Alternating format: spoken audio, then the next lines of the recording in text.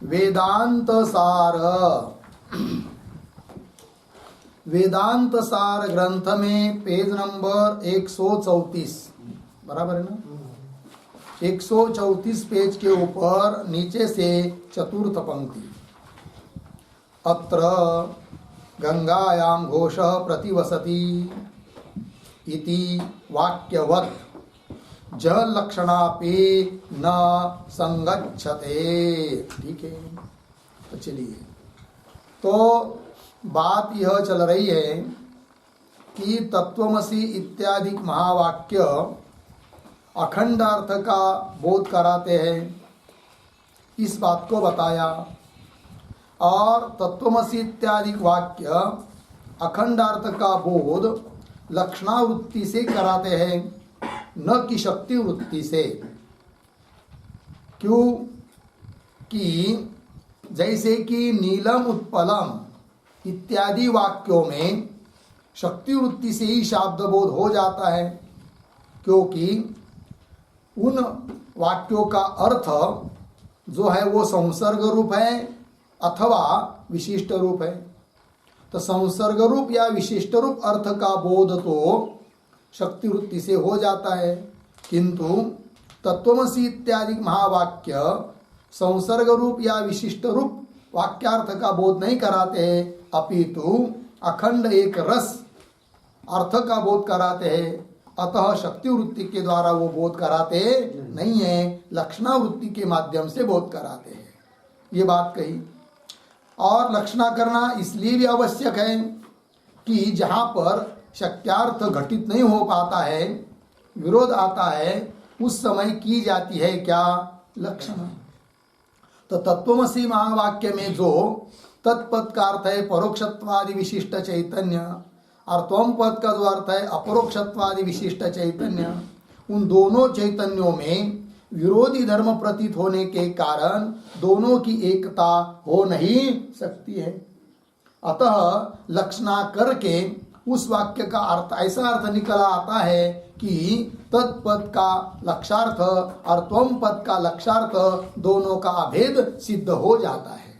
ठीक है, अब प्रश्न उपस्थित होता है कि लक्षणा करनी है तो वो लक्षणा कौन सी है? ठीक है, और जो पीछे तीन संबंध बताए वो तो सहायक है, मुख्य तो लक्षणा करनी पड़ती है। अब वो लक्षणा कौन सी है भाई? क्योंकि लक्षणा के तीन प्रकार होते हैं। एक होती है जल लक्षणा, दूसरी होती है अजल लक्षणा और तीसरी होती है जहद अजहद लक्षणा, जिसको कहते हैं भाग त्याग लक्षणा। ठीक है, तो तीन प्रकार की लक्षणा हुई, जहद लक्षणा, अजहद लक्षणा और भाग त्याग लक्षणा। तो महावाक्य में जो अखंडार्थ का बोध होता है महावाक्यों से, वह जहद लक्षणा करके नहीं होता है। इस बात को स्पष्ट कर रहे अब इस पैराग्राफ से। अब महावाक्य में जहद लक्षणा क्यों नहीं है, इस बात को बताने के पहले जहद लक्षणा का स्वरूप क्या है और उसका उदाहरण क्या है, इस बात को पहले बता रहे ग्रंथकार। तो पंक्ति को देखिए, अत्र मिला, अत्र शब्द का अर्थ लिखे तत्वमसि इति वाक्ये, तत्वमसि इति वाक्य, तत्वमसि महावाक्य में क्या जी? तो आगे देखिए, गंगायाम घोष प्रतिवसति इति वाक्यवत, ये दृष्टांत हुआ बीच वाला। फिर आगे आता है जल लक्षणा, तो क्या बना फिर? अत्र जल लक्षणापि न संगच्छते। अत्र तत्वमसि महावाक्य में जहद लक्षणा संभव नहीं है, सुसंगत नहीं होती है, घटित नहीं होती है, जल लक्षणा कर नहीं सकते हैं। बोलेंगे जल लक्षणा होती कहाँ है? तो उदाहरण दिया, गंगायाम घोष प्रतिवसति, यहाँ पर जल लक्षणा होती है। उसकी तरह, उस वाक्य की तरह महावाक्य में जल लक्षणा नहीं है। बात समझ में आ रही है?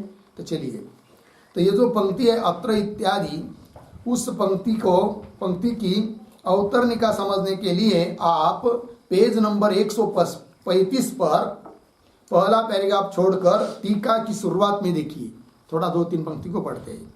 सारबोधिनी उसके आगे आया ना, तो देखिए, तत्वमस्यादि महावाक्यम किम जल लक्षणया अखंडार्थम बोधयति उत अजल लक्षणया अथवा जहद अजल लक्षणया। तीन विकल्प हुए क्या कि तत्वमस्यादि महावाक्य अखंडार्थ का बोध कराते हैं तो कौन सी लक्षणा से?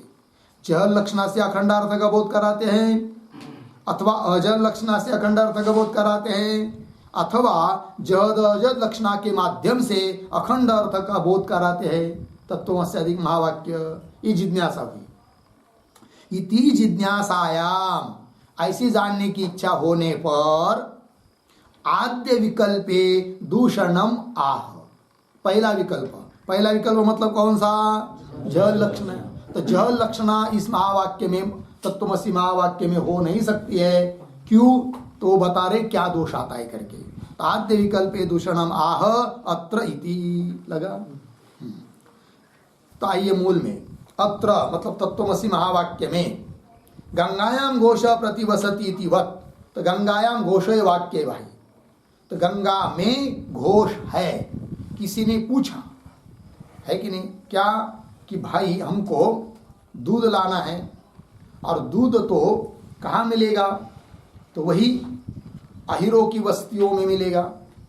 तो जाओ फिर, ठीक है जाता हूँ, लेकिन कहाँ है वो उस गौड़ी लोगों की बस्ती, रहने का घर? तो बता दिया किसी ने क्या? गंगायाम घोष, गंगा पर है। अब गंगायाम घोष, तो गंगा शब्द का अर्थ होता है प्रवाह, पानी का प्रवाह, और घोष का मतलब होता है उन लोगों का घर या वाड़ा या उसकी झोपड़ी। तो उस गंगा पर, प्रवाह पर उस गौड़ी लोगों का वाड़ा या झोपड़ी रह सकती है क्या? नहीं रह सकती है। अब यहाँ पर जो वाक्यार्थ है क्या? गंगा निष्ठ आधारता निरूपित घोष निष्ठ आधेयता, आधाराधेय भाव, इस प्रकार का वाक्यार्थ यहाँ पर घटित होता नहीं है, क्योंकि प्रवाह पर वो घोष रह ही नहीं सकता है। फिर वाक्य का अर्थ क्या होगा? अब जिसने बताया वो तो आप्त पुरुष है, झूठ तो बोल नहीं सकता। फिर क्या करना होता है यहाँ पर? तो इस वाक्य में गंगा पद की लक्षणा करनी पड़ती है। तो गंगा पद की लक्षणा करना मतलब क्या? लक्षणा का मतलब होता है शक्य संबंधो लक्षणा। ये लक्षणा का लक्षण है। तो कोई भी पद, उसका जो शक्यार्थ, उस शक्यार्थ के संबंधी अर्थ, उसी का नाम है लक्षणा।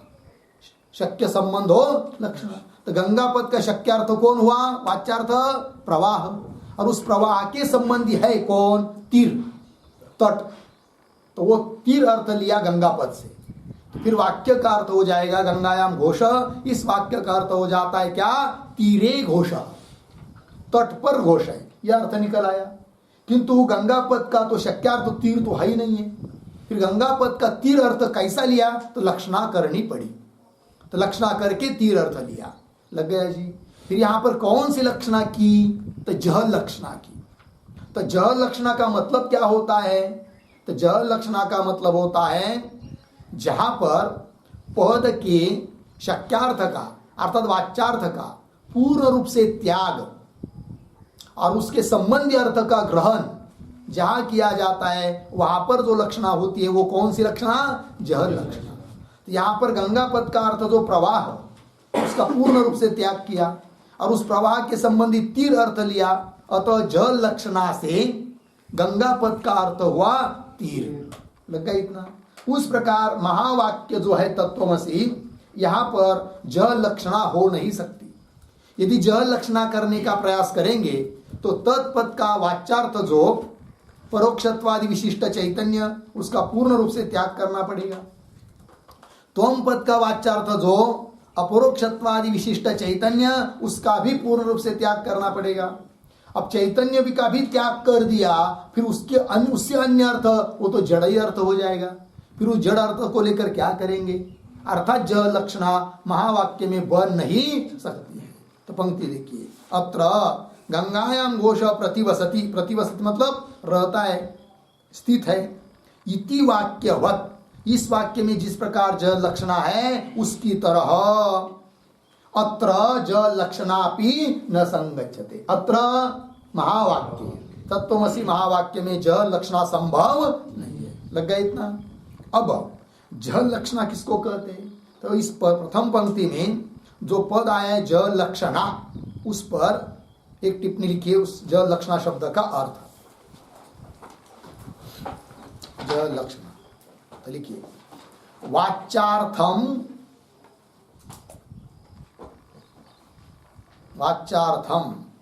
अशेषतः परित्यज्य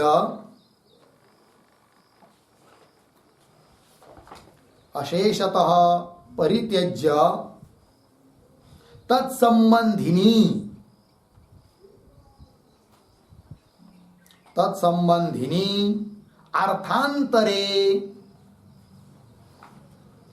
अर्थांतरे वृत्ति ही जह लक्षणा।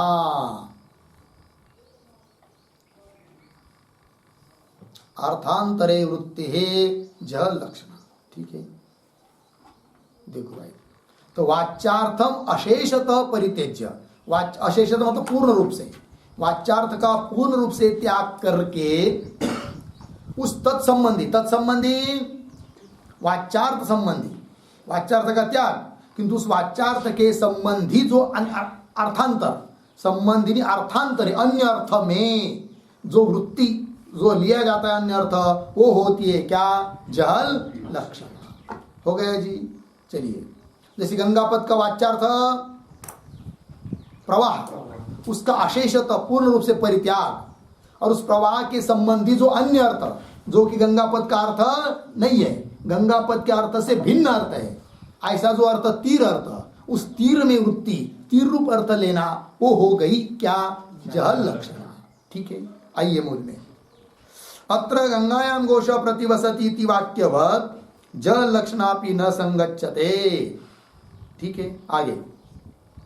तत्र तो गंगा घोषयोः आधारादे भाव लक्षणस्य वाक्यार्थस्य अशेषतः विरुद्धत्वात् वाक्यार्थम अशेषतः परित्यज्य तत्संबंधी तीर लक्षणाया युक्तत्वात् जल लक्षणा संगच्छते।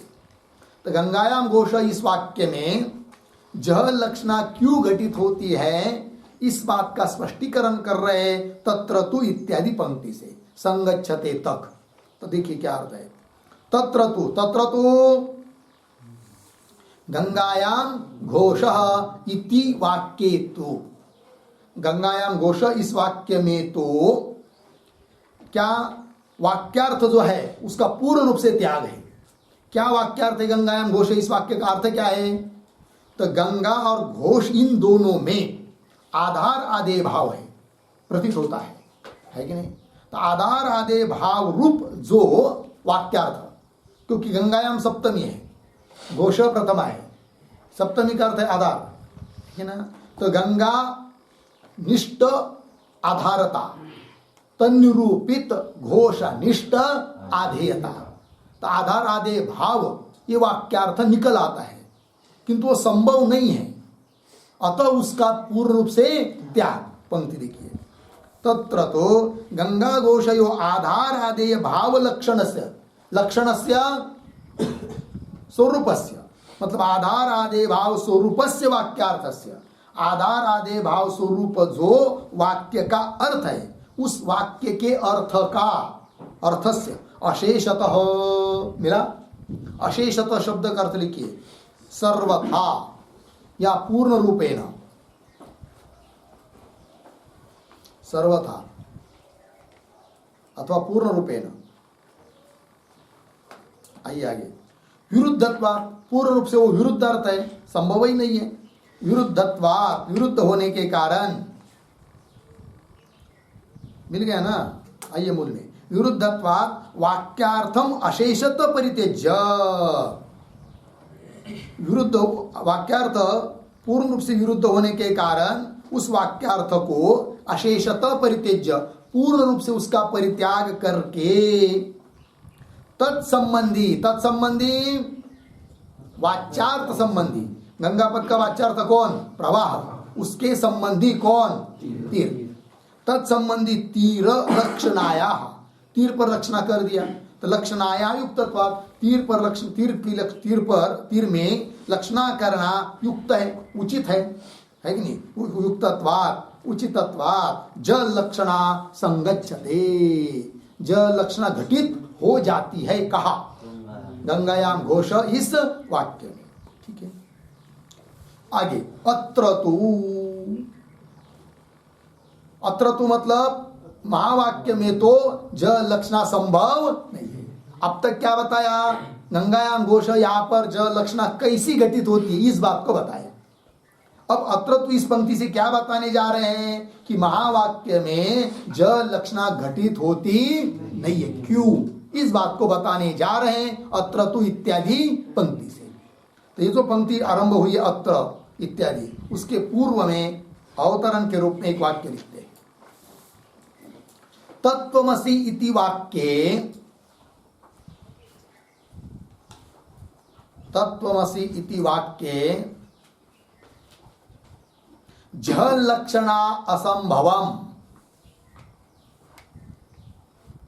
जल लक्षणा असंभवम आविष्करोति,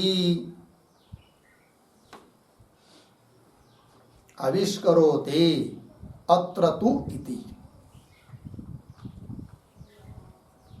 हो गया।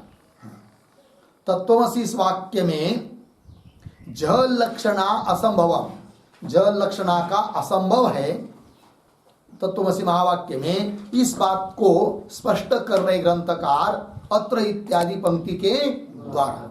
तो चलिए, अत्र तु परोक्षापरोक्ष चैतन्यैकत्व लक्षणस्य, तो परोक्ष अलग छपा है ना, उसको जोड़ दीजिए। परोक्षापरोक्ष एक ही पद है। परोक्षापरोक्ष चैतन्यैकत्व लक्षणस्य वाक्यार्थस्य भाग मात्रे विरोधात् भागांतरम अपि परित्यज्य अन्य लक्षणायाः अयुक्तत्वात् जल लक्षणा न संगच्छते। मिल गया? अत्र तु जल लक्षणा न संगच्छते, मुख्य बात। अत्र तु तत्त्वमसि महावाक्ये तु जल लक्षणा न संगच्छते, जल लक्षणा घटित होती नहीं। कारण क्या? तो दे रहे हैं। अत्र तू पद क्या करता है? पूर्व से वैषम्य दिखाता है, विलक्षणता दिखाता है। पूर्व मतलब गंगायाम घोष, इस वाक्य में जो बात बताई उससे भिन्नता है महावाक्य में। इस बात का स्पष्टीकरण करने के लिए तू शब्द आया है। देखिए, अत्र तू परोक्ष अपरोक्ष चैतन्यैकत्व लक्षणस्य वाक्यार्थस्य, क्या वाक्यार्थ होता है तत्त्वमसि महावाक्य में? परोक्षत्व विशिष्ट चैतन्य का अपरोक्षत्व विशिष्ट चैतन्य के साथ अभेद, ये वाक्यार्थ निकल आता है। तत्त्वम असि, तत्पद का अर्थ परोक्षत्वादि विशिष्ट चैतन्य, त्वम पद का अर्थ अपरोक्षत्वादि विशिष्ट चैतन्य, अर्थात तत्पद का अर्थ ईश्वर, त्वम पद का अर्थ जीव। ठीक है ना? अब दोनों की एकता हो सकती है क्या? नहीं। अब दोनों की एकता क्यों नहीं होती है? कि दोनों पदों के अर्थ में विरुद्धता है। तत्पद का अर्थ है परोक्षत्व सर्वज्ञत्वादि विशिष्ट चैतन्य, ईश्वर जो कि सर्वज्ञ है, परोक्ष है। और त्वम पद का अर्थ क्या? अपरोक्षत्व अल्पज्ञत्वादि विशिष्ट चैतन्य, इसमें अल्पज्ञत्व है और अपरोक्षता है, तो विरुद्ध है। और दो विरोधी अर्थ की एकता हो नहीं सकती। अब एकता हो नहीं रह सकती और श्रुति तो एकता बता रही है, क्योंकि तत्त्वमसि वेद का वाक्य है, श्रुति वाक्य है, एकता बता रहे हैं। अब एकता बताई जा रही है श्रुति के द्वारा और घटित नहीं हो रही है, फिर ऐसे समय पर क्या करना पड़ता है? लक्षणा। फिर कोई कहेगा कर लो लक्षणा, तो कौन सी करेंगे? अब जल लक्षणा करने का प्रयास करेंगे तो होगा क्या? तो पूर्ण वाच्यार्थ का त्याग होगा, है कि नहीं? और पूर्ण वाच्यार्थ का त्याग करना तो उचित नहीं, क्योंकि विरोधी भाग केवल परोक्षत्व अपरोक्षत्व इतने अंश में विरोध है, सर्वज्ञत्व अल्पज्ञत्व इतने अंश में विरोध है, किंतु तत्पद का अर्थ जो परोक्षत्व सर्वज्ञत्व विशिष्ट चैतन्य, उसमें जो आया हुआ चैतन्य, उसके साथ त्वम पद के अर्थ का कोई विरोध नहीं है। क्योंकि त्वम पद का अर्थ क्या है? अपरोक्षत्व अल्पज्ञत्व आदि विशिष्ट चैतन्य। चैतन्य इधर भी है उधर भी है, तो चैतन्य चैतन्य एक है, तो चैतन्य भाग का विरोध नहीं है। विरोध कितने अंश का है फिर? परोक्षत्व अपरोक्षत्व, सर्वज्ञत्व अल्पज्ञत्व, इतने अंश में विरोध है। ठीक है ना? तब देखिए पंक्ति, अत्र तु परोक्षापरोक्ष चैतन्य एकत्व लक्षणस्य, दोनों चैतन्यों की एकता स्वरूप वाक्यार्थस्य, वाक्यार्थ का भाग मात्र विरोधा, एक भाग में एक अंश में विरोध है, संपूर्ण वाक्यार्थ में विरोध नहीं है। भाग मात्र विरोधात, फिर क्या? भागांतरम अपि परित्यज्य, यदि जो लक्षण करेंगे तो संपूर्ण वाच्यार्थ का त्याग, विरोधी भाग का भी और अविरोधी भाग का भी क्या करना पड़ेगा? त्याग। तो भागांतरम अपि, भागांतर, भागांतर मतलब कौन सा भाग? तो भागांतरम के ऊपर लिखिए चैतन्यम, चैतन्य रूप भागांतरम।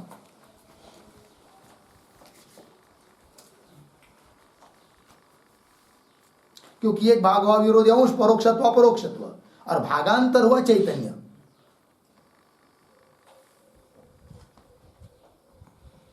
ठीक है, आइए पंक्ति, भाग मात्र विरोधात भागांतरम अपि, अन्य भाग जो चैतन्य भाग है उसका भी परित्यज्य, उसका भी त्याग करना पड़ेगा। ज लक्षणा करनी होगी तो परित्यज्य, फिर क्या करना होगा?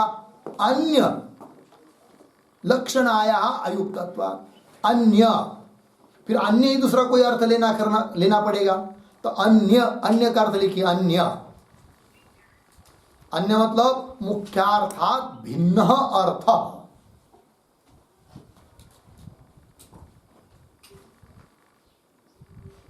मुख्यार्थात भिन्न अर्थ। ठीक है, देखो भाई, अन्य मतलब भिन्न, मुख्यार्थ से भिन्न अर्थ, चैतन्य को छोड़कर अन्य कोई अर्थ लक्षणाया, लक्षणा से लेना पड़ेगा, और लक्षणाया उस प्रकार का अर्थ लेना है कि नहीं? अन्य लक्षणाया ग्रहणम अयुक्तत्व, लक्षणा करके अन्य अर्थ का ग्रहण करना क्या हो जाएगा? अयुक्त, अनुचित हो जाएगा, अयुक्तत्वात्, अयोग्य हो जाएगा। इसलिए ज लक्षणा न संगच्छते, ज लक्षणा घटित होती नहीं है। कहां पर? तत्वमसि महावाक्य में। ठीक है, आइए, तो न संगच्छते या पद आया ना, उसके ऊपर एक टिप्पणी लिखते हैं।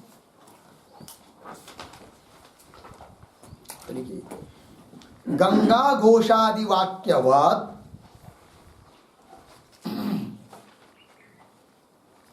गंगा घोषादि वाक्यवत तत्वमसि वाक्ये, तत्वमसि वाक्ये वाक्यार्थस्य, वाक्यार्थस्य सर्वथा विरोधः नास्ति, सर्वथा विरोधः नास्ति, पूर्ण विराम। चैतन्यांशे अविरोधः अस्ति, चैतन्यांशे अविरोधः अस्ति, अर्धविराम। परोक्षत्व अपरोक्षत्वांशे, परोक्षत्व अपरोक्षत्वांशे विरोधः अस्ति, विरोधः अस्ति, पूर्ण विराम। विरुद्धयोः, विरुद्धयोः परोक्षत्व अपरोक्षत्वयोः, परोक्षत्व अपरोक्षत्वयोः एकत्व असंभवेन, एकत्व असंभवेन तत्परित्यागे अपि,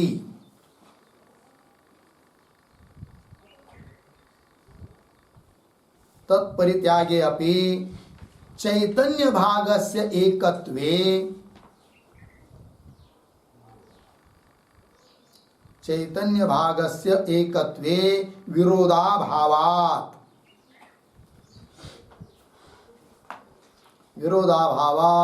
त्यागः न युज्यते। त्यागः न युज्यते पूर्ण विराम। तेन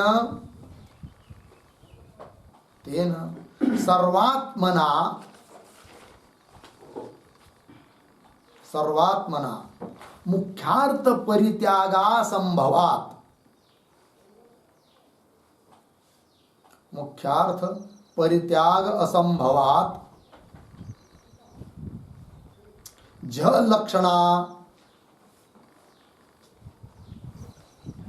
लक्षणा महावाक्ये न संभवति। महावाक्ये न संभवति इत्यर्थः। ठीक है, देखो भाई अर्थ। तो गंगा घोषादि वाक्यवत, गंगायाम घोष इस वाक्य की तरह तत्वमसि इस वाक्य में वाक्यार्थस्य सर्वथा विरोध नास्ति। गंगायाम घोष इस वाक्य में वाक्यार्थ में सर्वथा विरोध है। उस प्रकार तत्वमसि महावाक्य में, महावाक्य का जो अर्थ है उस वाक्यार्थ में सर्वथा विरोध नहीं है। कुछ भाग में विरोध है, कुछ भाग में विरोध नहीं है। तो चैतन्यांशे अविरोध, दोनों पदों के अर्थ में जो चैतन्य भाग है उसमें कोई विरोध नहीं है। फिर विरोध कितने अंश में है? परोक्षत्व अपरोक्षत्वांशे विरोध अस्ति। ठीक, आगे विरुद्धयो परोक्षत्व अपरोक्षत्वयो, विरुद्ध ऐसे जो परोक्षत्व और अपरोक्षत्व इन दोनों का एकत्व असंभवेन, दोनों का एकत्व हो नहीं सकता। इसलिए तत्परित्यागे भी, उन विरोधी भाग का त्याग करने पर भी चैतन्य भाग से एकत्व, चैतन्य भाग का एकत्व करने में कोई विरोध नहीं, विरोधाभाव, कोई विरोध नहीं है। अतः उसका त्याग न युज्यते, उस चैतन्य का त्याग करना उचित नहीं है। लग गया? तेना, इससे क्या निकला कि सर्वात्मना पूर्ण रूप से मुख्यार्थ परित्याग असंभवात, मुख्यार्थ का परित्याग हो नहीं सकता है, असंभवात। इसलिए ज लक्षणा महावाक्य में नहीं है। यदि पूर्ण रूप से मुख्यार्थ का परित्याग कर पाते तब तो महावाक्य में भी बन पाती क्या ज लक्षण, किंतु पूर्ण अर्थ का, पूर्ण वाच्यार्थ का त्याग नहीं है। विरोधी भाग का त्याग है, अविरोधी भाग का त्याग नहीं है। अतः यहाँ पर ज लक्षणा संभव नहीं है। लग गई पंक्ति? आइए मूल में आगे। न च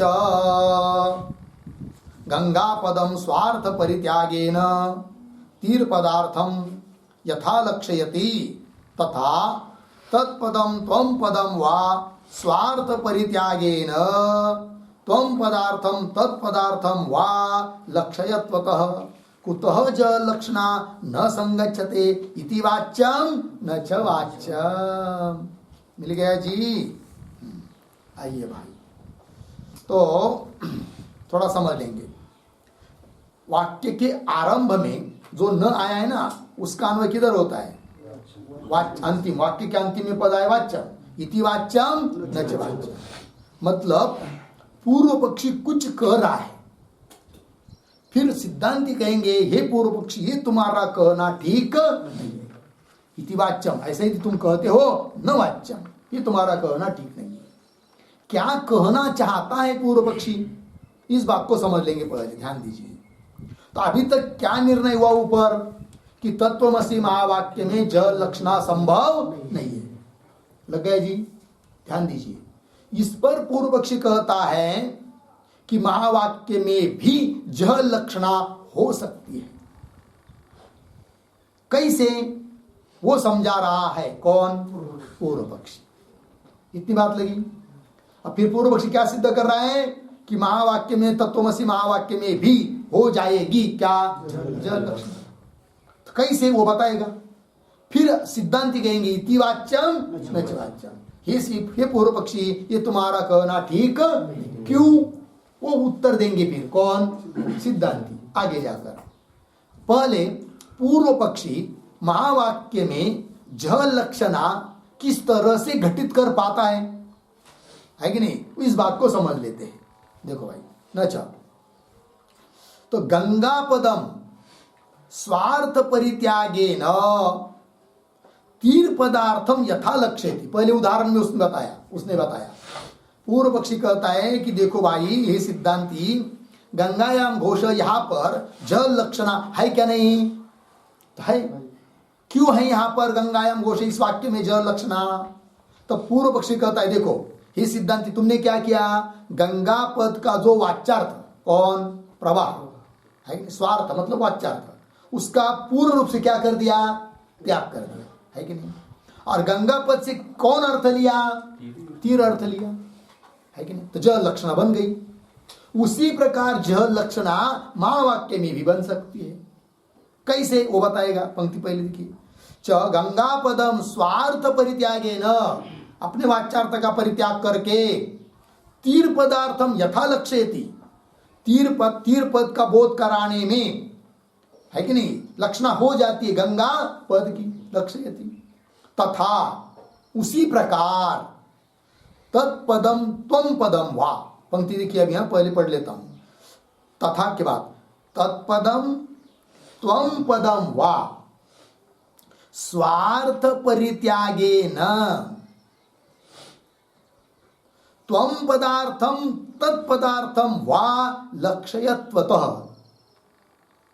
कुतः जल लक्षणा न संगच्छते। ये बात तो दो वाक्य बनते इसमें। तो कैसा पदों को पढ़ता हूं मैं, देखिए, तथा तत्पदम, दो शब्द छोड़ दीजिए थोड़ी देर के लिए, तत्पदम स्वार्थ परित्यागे न त्वम पदार्थम, फिर आगे के दो पद थोड़ी देर के लिए छोड़ दीजिए, त्वम पदार्थम लक्ष्यत्व तो द्विवचन है, लक्ष्यतु इत्यर्थः, लक्षणा करे होवे, कुतः जल लक्षणा न संगच्छति, क्यों नहीं होगी, अर्थात होगी, ये कह रहा है वो। पहला वाक्य हुआ। अब दूसरा वाक्य देखिए कैसा बनता है, तथा, तत्पद को छोड़ दीजिए अब, तथा त्वम पदम स्वार्थ परित्यागे न तत्पदार्थम, त्वम पदार्थम को छोड़ दीजिए, तत्पदार्थम लक्ष्यतु कुतः जल लक्षणा न संगच्छते, क्यों जल लक्षणा नहीं होगी, अर्थ होगी, ये कह रहा है कौन, पूर्व। अब देखिए क्या कहना चाहता है। वाक्य है तत् त्वम असि, बराबर। तो तत्पद का अर्थ क्या है, परोक्षत्वादि विशिष्ट चैतन्य, ध्यान दीजिए, बराबर।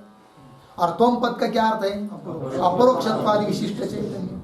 अब दोनों पदों का वाच्यार्थ लेते हैं तो दोनों वाच्यार्थों में क्या आता है, विरोध। अब क्या करेंगे हम लोग, तत्पद का जो वाच्यार्थ है कौन, परोक्षत्वादि विशिष्ट चैतन्य, उसका त्याग कर दीजिए पूर्ण रूप से, तत्पद के वाच्यार्थ का। फिर उसके संबंधी जो त्वम पद का अर्थ वो ले लेंगे तत्पद से, अर्थात तत्पद की लक्षणा मानेंगे किसमें, त्वम पद के अर्थ में। अब बचा कौन, केवल त्वम पद का अर्थ एक ही बचा, कहा विरोध है, जल लक्षणा बन गई। बात समझ में आई कि नहीं। वाच्यार्थ का पूर्ण रूप से त्याग, कौन पद के वाच्यार्थ का पूर्ण रूप से त्याग किया, तत्पद के वाच्यार्थ का त्याग किया, त्वम पद के वाच्यार्थ का नहीं, केवल तत्पद के वाच्यार्थ का त्याग कर दिया, है कि नहीं। और उसके संबंधी चैतन्य के संबंधी त्वम पद का अर्थ, तो त्वम पद का अर्थ ले लिया, तो तत्पद की लक्षणा त्वम पद के अर्थ में मान लेंगे, तो ये कई अर्थ बचा, अपरोक्षत्वादि विशिष्ट चैतन्य, तो बन गई क्या, जल लक्षण।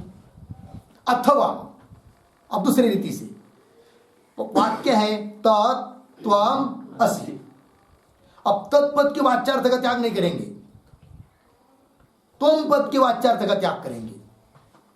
तो त्वम पद का वाच्यार्थ क्या, अपरोक्षत्वादि विशिष्ट चैतन्य, उसका पूर्ण रूप से त्याग। फिर इस त्वम पद की लक्षणा करेंगे किसमें, तत्पद के अर्थ में। तो बचा कौन, केवल तत्पद का अर्थ, परोक्षत्वादि विशिष्ट चैतन्य, ये कई बचा, उसके साथ कोई विरुद्ध ही नहीं है, तो बन गई जल लक्षण। अर्थात तत्वमसि महावाक्य का अर्थ बन जाएगा, एक तो अपरोक्षत्वादि विशिष्ट चैतन्य, यह अर्थ बनेगा, अथवा परोक्षत्वादि विशिष्ट चैतन्य, यह अर्थ बन जाएगा। तो अर्थबोध हो रहा है, विरोध हो नहीं रहा है, ज लक्षण से भी काम चल रहा है। ऐसा कह रहा है कौन? पूर्व पक्षी। बात समझ में आ रही कि नहीं पूर्व पक्षी की? देखिए भाई, न च न कारणमय वाच्यम के साथ पुनः पढ़ता हूं शब्दों को, पदों को। च गंगा पदम स्वार्थ परित्यागेन तीर पदार्थम यथा लक्ष्यति, उदाहरण हुआ। तथा तत्पदम त्वम पदम वा, एक बार इसको लेंगे एक बार उसको लेंगे। वा स्वार्थ परित्यागेन त्वम पदार्थम तत्पदार्थम वा लक्ष्यत्वत, लक्षणा करे।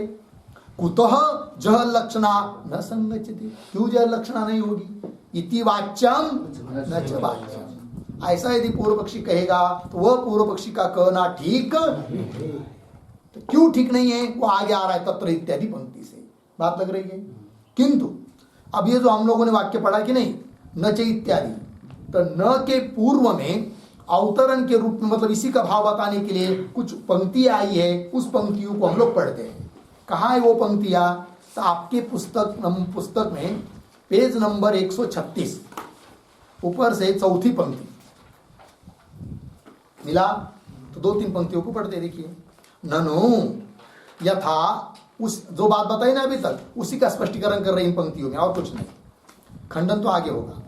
ननु यथा गंगायाम घोष इत्यत्र, गंगा शब्द प्रवाह रूपम स्वार्थम परित्यज्य। सरल है, गंगा शब्द क्या करता है? प्रवाह रूप स्वार्थ का परित्याग कर किया जाता है गंगा पद के अर्थ का। तो प्रवाह रूपम स्वार्थम परित्यज्य तत्संबंधी नम, उस गंगा पद के संबंधी है, नहीं प्रवाह के संबंधी, वाच्यार्थ के संबंधी, तत्संबंधी नम तीर पदार्थम लक्षणया बोधयति। बोधयति, बोधयति का कर्ता कौन है? तीर पदार्थम लक्षणया बोधयति, गंगा शब्द। तो गंगा शब्द बोधयति है कि नहीं? आया है ना। ननु यथा गंगायाम घोष इत्यत्र गंगा शब्द बोधयति, बोधयति का अर्थ गंगा शब्द। तो गंगा शब्द प्रवाह रूपम स्वार्थम परित्यज्य तत्संबंधीनम तीर पदार्थम लक्षणया बोधयति। लग गया उदाहरण में। तथा एव तत्त्वमसीति वाक्ये, इस वाक्य में तत्पदम परोक्षत्वादि विशिष्ट रूपम स्वार्थम परित्यज्य, तत्पद का जो स्वार्थ है, शक्यार्थ है, परोक्षत्वादि विशिष्ट चैतन्य, उसका क्या करेंगे? त्याग। तो तत्पदम परोक्षत्वादि विशिष्ट रूपम स्वार्थम परित्यज्य जीव चैतन्यम, त्वम पद का अर्थ जीव चैतन्यम लक्षणया बोधयतु है कि नहीं? बोधयतु, बोधयतु का कर्ता कौन है? हाँ, तत्पदम बोधयतु, तत्पद अपने स्वार्थ का परित्याग करके जीव चैतन्य का लक्षणा से बोध करा ले, तो ज लक्षणा बन जाएगी। ये कह रहा है कौन? पूर्व पक्षी। एवं एवं, इसी प्रकार का उल्टा करेंगे। एवं एवं त्वम पदमपि, त्वम पद भी क्या करेगा? अपने वाच्यार्थ का त्याग करके तत्पद के अर्थ का बोध कराएगा, तो ज लक्षणा बन जाएगी। ये कह रहा है पूर्व पक्षी। पंक्ति को देखिए। एवं एवं त्वम पदमपि किंचिज्ञत्वादि विशिष्ट रूपम स्वार्थम, त्वम पद का अर्थ जो किंचिज्ञत्वादि विशिष्ट स्वार्थ, स्वार्थम परित्यज्य ईश्वर चैतन्यम, जो कि तत्पद का अर्थ है, ईश्वर चैतन्यम लक्षणया बोधयतु। बोधयतु, बोधयतु का कर्ता कौन है? त्वम पदम बोधयतु, बोध करावे। इति जह लक्षणा सर्वथा संभवति, पूर्ण रूप से जह लक्षणा यहां पर संभव है। इति चेत, इस प्रकार पूर्व पक्षी यदि बोलता है तो कह रहे न मतलब मूल में न च इत्यादि के द्वारा उसका क्या कर रहे? निराकरण। लग गया जी? चलिए, तो इति वाच्यम न च वाच्यम, मूल में लग गया ना इतनी बात। अब क्यों महावाक्य में इस प्रकार से ज लक्षण संभव नहीं है जैसा कि पूर्व पक्ष ने बताया है?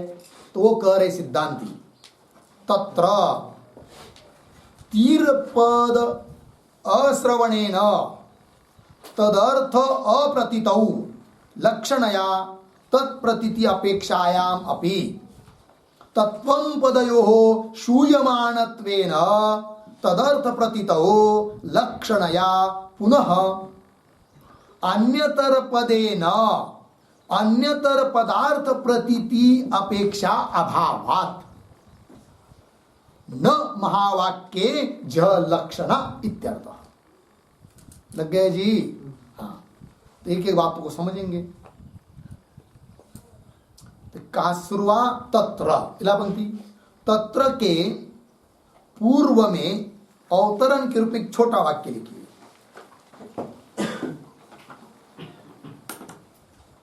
महावाक्ये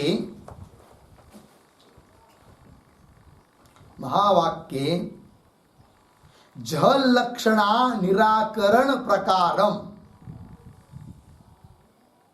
झ लक्षणा निराकरण प्रकारम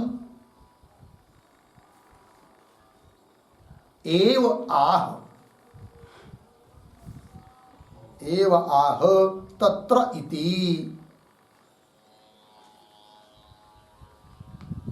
ठीक है, देखो भाई, महावाक्य में ज लक्षणा का निराकरण प्रकार, मतलब ज लक्षणा महावाक्य में हो नहीं सकती, इस बात को बता रहे ग्रंथ का सिद्धांत। ठीक है, आइए मूल में। तत्र, तत्र गंगायाम घोष इत्यत्र, वहां पर तो ज लक्षणा हो जाती है। क्यों हो जाती है, इस बात को पहले बता रहे सिद्धांती। फिर उससे विषमता है महावाक्य में, इस बात को बताएंगे। अतः महावाक्य में ज लक्षणा संभव नहीं है, ये कहेंगे। तो देखिए, तत्र गंगायाम घोष, इस वाक्य में गंगायाम घोष ये वाक्य है, गंगायाम घोष प्रतिवसति ये वाक्य है। इस वाक्य में तीर पद है क्या? तीर पद का श्रवण हो रहा है क्या? नहीं हो रहा है। और तीर पद का श्रवण ही नहीं हो रहा है तो तीर पद का अर्थ उपस्थित हो रहा है क्या? नहीं हो रहा है। तो जो जिस अर्थ का वाचक पद नहीं है और उस अर्थ की उपस्थिति भी, उपलब्धि भी नहीं हो रही है, अतः लक्षणा करके उस अप्रतीत अर्थ की, तीर अर्थ की उपस्थिति कराने के लिए की जाती है क्या? लक्षणा। गंगायाम घोष यहां पर तीर अर्थ में लक्षणा क्यों? इसलिए कि तीर का वाचक पद वाक्य में नहीं है, और वाक्य में जितने पद है उन पदों के द्वारा शक्ति वृत्ति को लेकर तीर अर्थ की उपस्थिति भी नहीं हो रही है। और तीर पद के अर्थ की, मतलब तीर अर्थ की उपस्थिति आवश्यक है, अतः वहां पर की जाती है क्या? लक्षणा। अश्रुत अर्थ की प्रतीति के लिए की जाती है क्या? लक्षणा। कहां पर? गंगायाम घोष। पंक्ति देखिए, तत्र मतलब गंगायाम घोष, इस वाक्य में तीर पद अश्रवणेन, तीर पद सुनाई देता नहीं है, और न सुनाई देने के कारण तद अर्थ अप्रतीत, तद अर्थ तीर पद का अर्थ जो तीर, उस अर्थ की प्रतीति नहीं हो रही, अप्रतीति है कि नहीं? तद अर्थ अप्रतीत, अप्रतीत होने पर, अप्रतीत सत्याम, फिर लक्षणया, लक्षणा के माध्यम से तत्प्रतीति, तत्प्रतीति तीर अर्थ की प्रतीति अपेक्षायाम, तीर अर्थ की प्रतीति की अपेक्षा है लक्षणा के द्वारा। तो अपेक्षायाम, अपेक्षा होती है, इसलिए की जाती है वहां पर क्या? लक्षणा। किंतु इस प्रकार की प्रक्रिया गंगायाम घोष इस वाक्य में होने पर भी महावाक्य में ज लक्षणा घटित नहीं कर सकते। क्यों? वो बता रहे आगे। प्रतीति अपेक्षायाम अपि तत्वम पदयो श्रूयमाणत्वेन, तो यहां पर वाक्य है, कौन वाक्य? तत्त्वम असि।